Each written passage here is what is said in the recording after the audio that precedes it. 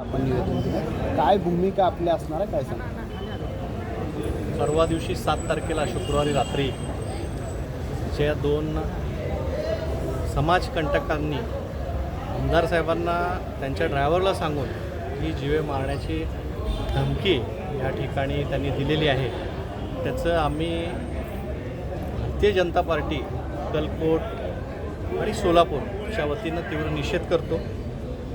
आणि जे ते समाजकंटक आहेत, आम्ही आज साहेबांना निवेदन दिलं आहे.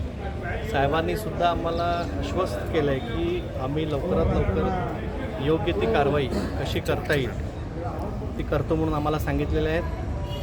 आम्ही या ठिकाणी आज सगळे नगरसेवक, जिल्हा परिषद सदस्य, पंचायत समिती सदस्य, आमचे सगळे प्रमुख पदाधिकारी, सगळे आमचे भारतीय जनता पार्टीचे कार्यकर्ते या ठिकाणी शांतीत आम्ही सगळेजण येऊन या ठिकाणी आज आयुक्त साहेबांना निवेदन दिलेलं आहे. त्याच्यानंतर आम्ही कलेक्टर साहेब आणि SP साहेबांना सुद्धा आम्ही निवेदन देणार आहे की लवकरात लवकर जे आरोपी आहेत त्यांच्यावर कार्यवाही व्हावी अशी आमची अपेक्षा आहे. आणि 100% साहेबांनी आता सांगितलेलं आहे की आम्ही लवकरात लवकर कार्य करून जे पण प्रोसिजर आहे ते लिगल प्रोसिजर आम्ही पूर्ण करू असं आम्हाला आश्वासित केलेलं आहे. जे आरोपी आहेत ते राजकीय आहेत का, कुठल्या पक्षाचे आहेत का, कोण त्यांच्या पाठीचे आहेत का, काय? आता ते सगळं चौकशी करतीलच, चौकशी करून काय आहे ते सगळ्या जनतेसमोर येईलच लवकरच.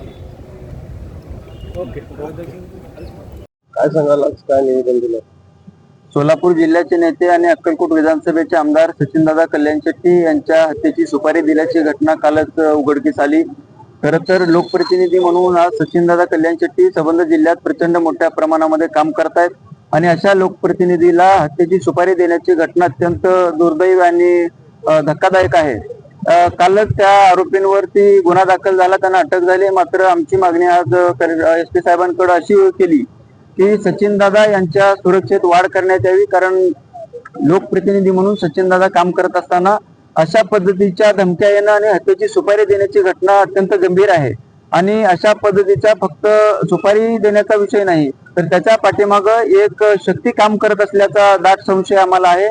आणि पोलीस प्रशासनावरती विश्वास आहे की सचिनदादांना त्यांनी सुरक्षा वाढवून देण्यात यावी, कारण सार्वजनिक जीवनामध्ये काम करत असताना आज अक्कलकोट ठिकाणीच नाही तर संबंध जिल्ह्यातनं हजारो लोक सचिनदादांना दररोज भेटण्यासाठी येत असतात. आणि अशा लोकप्रिय नेत्याला हत्येची सुपारी देण्याची घटना, त्यांना धमक्या येणं अत्यंत गंभीर आहे आणि त्यांना सुरक्षेत वाढ करण्यात यावी अशा पद्धतीची मागणी आम्ही आज SP साहेबांकडे केलेली आहे.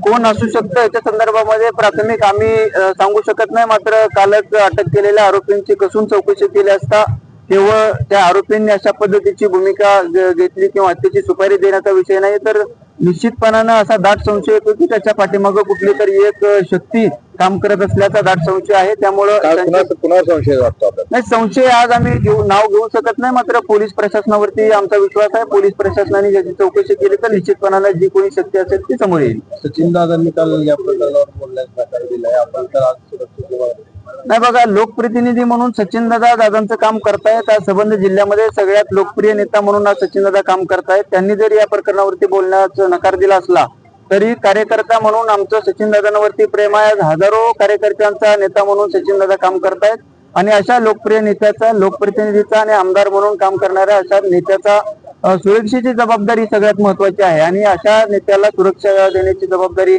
पोलीस प्रशासनाने घ्यावी आणि त्यांची सुरक्षा वाढवावी अशी आमची भूमिका आहे.